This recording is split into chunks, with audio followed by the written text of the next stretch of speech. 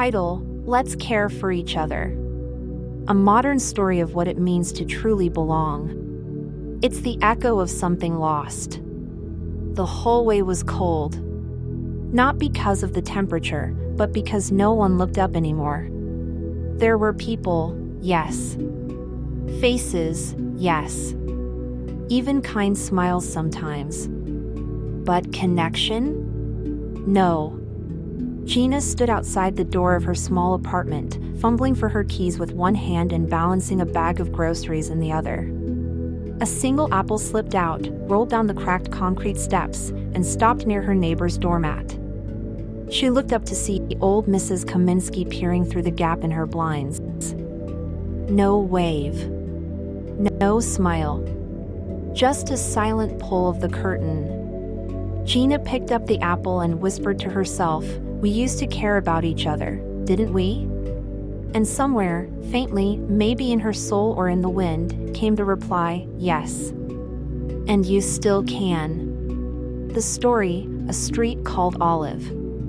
Olive Street used to be a place where everyone knew your dog's name and your birthday. Kids played cricket in the empty lot. Neighbors lent each other flour, jumper leads, or just time. That was before life became faster than heartbeats. But when Gina's job was made redundant, the pace of her world slowed to a crawl. She couldn't afford to renew her car registration. She started skipping meals to pay rent. The final blow? Her electricity was cut off during a frosty July night. She didn't tell anyone. Because who could she tell? She hadn't spoken more than 2 sentences to anyone in the building in 6 months. Everyone was too busy.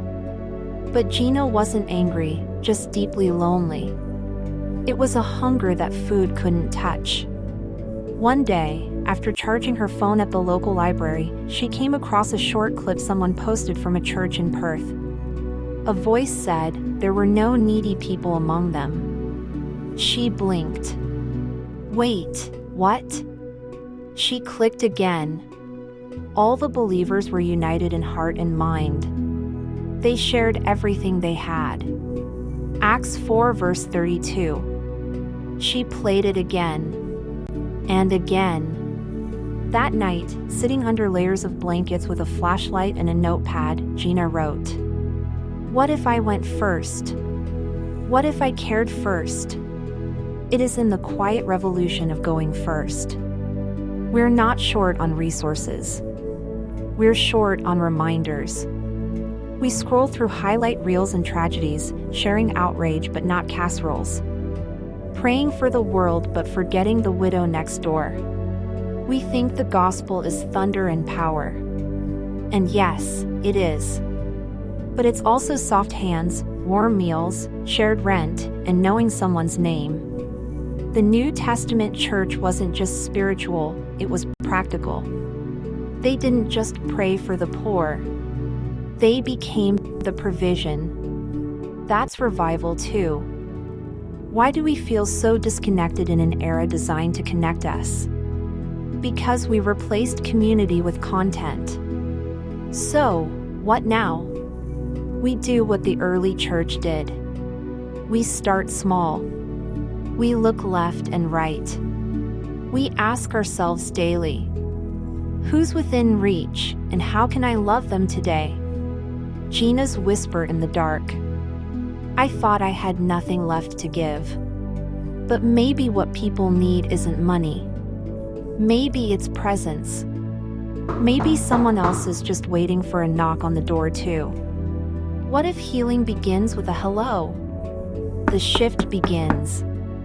It started with bread. Gina baked banana bread and knocked on the door across from hers.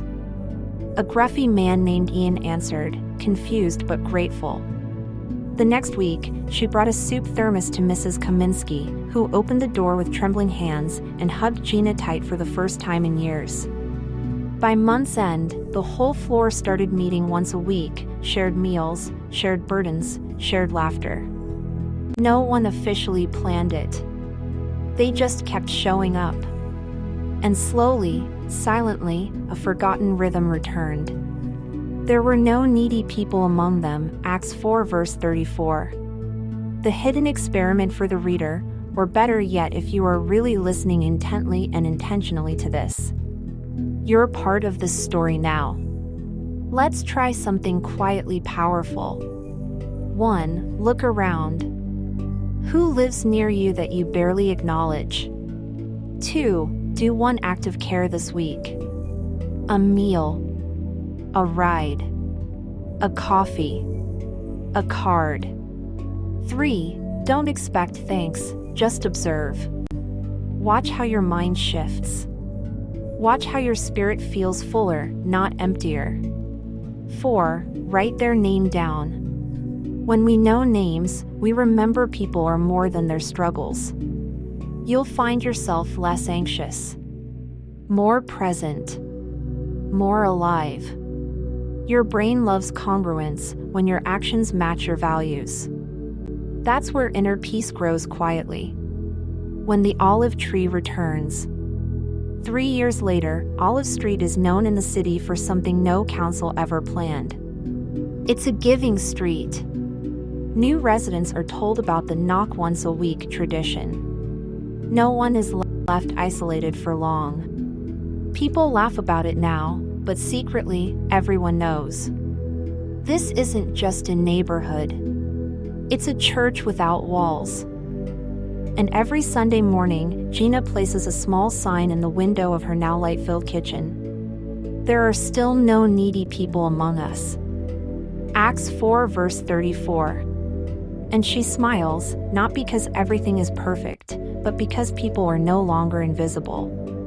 This is the takeaway just for you. Caring isn't complicated. It just requires going first. Let this be your reminder. We are not meant to merely preach the gospel. We are called to be it. Penned by Gary Conan Doyle. In worship of God's wonderful glory. Hey, thanks for listening. If you're still here, something in this story or song clicked with you. So here's a little secret. When you hit thumbs up, it tells the YouTube gremlins, hey, more of this. And if you subscribe, it's like saying, yeah, I want in. So go ahead, tap like, hit subscribe, and make sure you don't miss what's next. Because this ride, it's just getting started.